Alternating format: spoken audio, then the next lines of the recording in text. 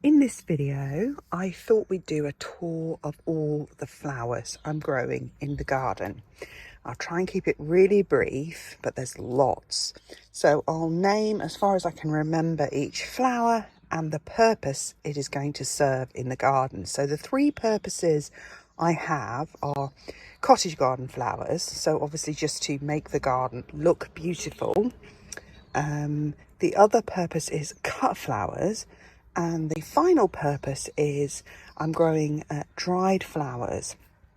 Now, some of these flowers, there's lots of them, they won't all flower at the same time, which is why there's so many, because I'll pot on many of them into pots which go on the driveway to see whether they're suitable to go in the garden as a cottage garden plant, or whether I'll just harvest them there on the drive as a dried flower or a cut flower. Obviously, some cottage garden plants will also be cut flowers, such as the roses, because you more or less have to deadhead them to keep them flowering anyway.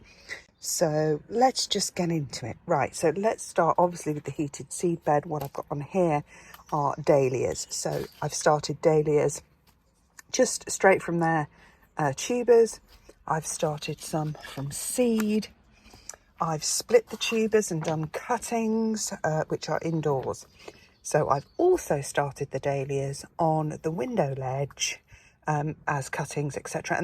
And as seeds, and they've done really well on the window ledge as well. So if you don't have a greenhouse or a heated seed propagator, you can start dahlias on your window ledge. They've actually done very well on the window ledge, south facing above a radiator. Okay, so dahlias I'm going to be using as a cut flower, but also to fill in the later cottage garden borders that obviously later flowering. So I'm gonna have to move on real quick here. So these are petunias, and these are also doing very well here on the heated seed bed. And these are kind of a frilly mixture of petunia. And I may well actually re-demonstrate my hanging baskets with those and do them circular like I was explaining in my previous video, because so many people do them, just sit them on the top. So I thought I could do a circular hanging basket demonstration when these are a bit older. Okay, what else? Let's keep moving on. Sunflowers, pretty self-explanatory. These are a lighter, creamier colour one, and they will both serve as a cut flower and a cottage garden flower. These are Carthamus. These are most likely going to be a cut flower, but they're also pollinator friendly. So, and also they're just new. So I'm growing these really for the first time, see how they look. Got some phlox here. Obviously phlox can be both cut flower and definitely cottage garden. Classic cottage garden is the delphinium. Cottage garden and both cut flower are stocks here, and I have repotted some stocks, and some of them I was a bit brutal with, and I hope they'll revive. I don't know, they weren't actually doing very well, so I decided to pot them on anyway. Let's keep going on this side, otherwise I'll lose track of what I'm doing. These are Florist's Azuratum. These are Florist's Blue. So these are going to be blue, and they are mostly going to be for a cut flower and a dried flower. They dry very well. And I've got another colour variety, that kind of antique-y, creamy, peachy colours, just germinating under my grow lights right now. They will be potted on as soon as they get too big for those pots. These are at different various stages because they all grew crammed together in a tray, but you can see how really well they are doing. Let me just move that delphinium out of the way there. These are Covent Garden Gypsophilia, which I planted last September. They have desperately needed potting on for a long time, but I'm actually now just holding out for the frosts to pass, and I don't think we're going to get any more frosts. Touch wood. I keep checking the forecast. We're already mid-March. Mid-March to late March is the last frost date here in the southeast of England, typically, but I have had problems in early April, so I'm holding off to that sort of April date, and then I'll check the forecast 10 days from sort of the 1st of April, and if we're not getting any frosts then I'm pretty sure we're not going to get any, so I'll put them out. These are obviously cut flower. I think you can dry Gypsophilia, but they also make a beautiful cottage garden flower, so they have a multi-use purpose, and I've just kept them going by topping them up with fresh compost there. They do need a water. These are larkspur. These are the annual version of the perennial delphinium. So they're larkspur delphinium, they're an annual, and these desperately need potting up too. And they could actually probably go out. They're pretty hardy now, so I don't think they're going to be bothered by a light frost. So I could harden them off and put them out. They are also cut flower and a cottage garden flower. White musk mallow is a perennial. I have quite a few of them, and they are also a cottage garden flower and a cut flower. Here we have Cerinthe, again a typical classic cottage garden flower, but can also make a really beautiful cut flower. These are also can probably go out now. We're unlikely to be hit by a hard enough frost to bother these. These can actually be overwintered outside in most mildish winters, as long as they're in a sheltered spot. So I think I need to start thinking about where they're going to go. Saponaria, so these are beautiful pink beauty. As they forgetting not start coming over, these start coming out, and they're a similar sort of airy flower, but they're a bit taller. Branching, very sparkly little pink flowers, super cut flower, as well as a filler, kind of a little filler flower. It's not really little. You could really base your whole bouquet around these and just put in statement plants amongst these sort of branching filler sparkly flowers. They're so cute. Sort of, I suppose, a bit more glamorous than the Gypsophilia, and taller and bigger as well. More Saponaria here. So if I look like I'm skipping some, it's probably just some I've already covered. These are pink cornflowers, actually. We all know about cornflowers, so they're an annual. They will self-seed readily. I already have some outside, which I'll show you when I do my outside flowers in a minute. Also cut flower and classic cottage garden flower. And here is possibly some phylacterum, but I'll show you a better example of those here. Phylacterum. So I think these could dry. I don't know, because I've only seen them flowering in a cottage garden where they don't do dry flowers that I've seen. But I think these could dry really well, but they will make a great cut flower and also a classic cottage garden flower. Absolutely beautiful. Okay. So let's go and start back over the bottom here underneath the shelf I've just done. So I've just done all that shelf there. Let's go under here and crack on. These are overwintered snapdragons, and these were just some that I rescued from over here. I did make the mistake with these are mostly snapdragons along here. And I made the mistake when I covered them with the frost cloth. They all bent. Obviously I didn't have a hoop. So I rescued some of them and put them in different pots here to see if they can't recover a bit. So let's carry on. So these are just snapdragons. These are scabious here. Obviously they haven't, it's a bit cool. It's gone a bit cool since I planted them. It was lovely and sunny when I planted them, but it's gone a bit cool, so we've had no germination yet. This is a different type of Gypsophilia. It's a pink Kermesina, so it's really, really cute. Ami, don't have much luck with Ami. They sort of grow and then they peter out. Not sure what I do wrong with there. More stocks, because you saw the other specimens were a bit iffy. So I just sowed some more, because succession sowing is, you know, actually I can see they are germinating. I need to just kind of push those down a bit, I think.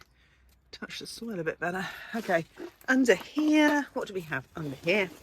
Dara, again, another one like Ami. Don't have a great deal of success with them. Anyway, they're only recently sown, so I'm not going to stress too yet. It's not warm enough. What's this one here? Oh, I've got some more larkspur there. Delphinium larkspur. You just use the rest of the packet up. And this is the wildlife mix. Yes, this is the wildlife mix that I did in a previous video, which I'll link below, which is for my living roof above my log store, where the birds hang out a lot. So I decided I did a native wildflower mix for my living roof. What else have I got here? Some flowerburst achillea. As you can see, they're doing really well. Probably don't really need to be in here much longer. I've got some more cornflowers. These are the blue boy cornflowers. So I've got the pink cornflowers. I've got the pink, blue and the black. Growing these really as a cut flower, these, and a cottage garden flower. These is a cut flower, cottage garden flower. Neither I'm going to dry probably. And what else have I got here? bells of Ireland, they take a while. Some of them come up real quick, some of them take longer. I've learned to just be patient with bells of Ireland. They make a great statement plant and a cut flower. I've seen some people dry them, but I don't rate them as a dried flower. But they look great in the cottage garden. They look absolutely great in city yards, you know, city back gardens with in pots where they're just like the fresh green colour. They're really stylish. I like them. I grow a lot. Amy, so again, a cottage garden flower, cut flower. I've got some more of those, so I've got quite a lot of those, different options. This one, another cornflower. What one is that one? Cornflower double mix. I'm not exactly sure what I've grown there, but cottage garden anyway. And then what have I got here? Some of these labels I can't even see. Oh, it's just another bells of Ireland. So as you can see, one has come up there.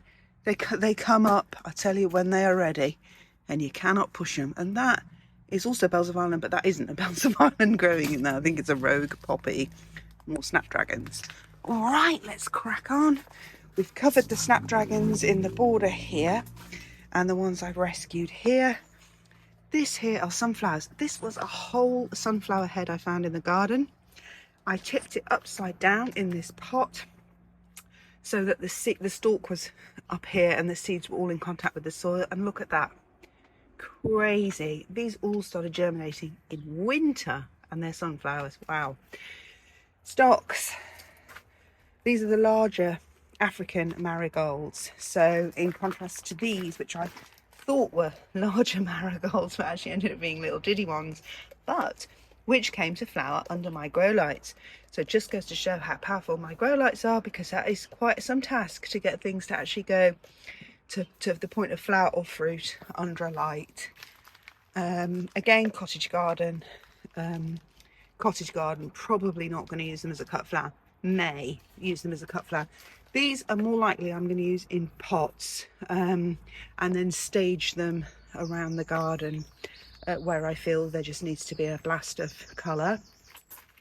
I've got some little violas here waiting to germinate. It's probably not warm enough. Some more. Oh, is that a Morphilactrum? Yeah, that's a French meadow rose. That's a blue one, I think. Phylactrum. The phylactrum, if you've forgotten, is this one. It's kind of a fuzzy flower head, a grey cut flower again, but more classically a cottage garden flower. Do you know what? I just realised the other day I didn't label this. So I cannot remember for the life of me what I've got in here. I guess I'll know when they come up, if they come up. But this other one is a pink snaps. So I had so many snapdragon seeds from collecting them over the years. I just did some more. What have we got here?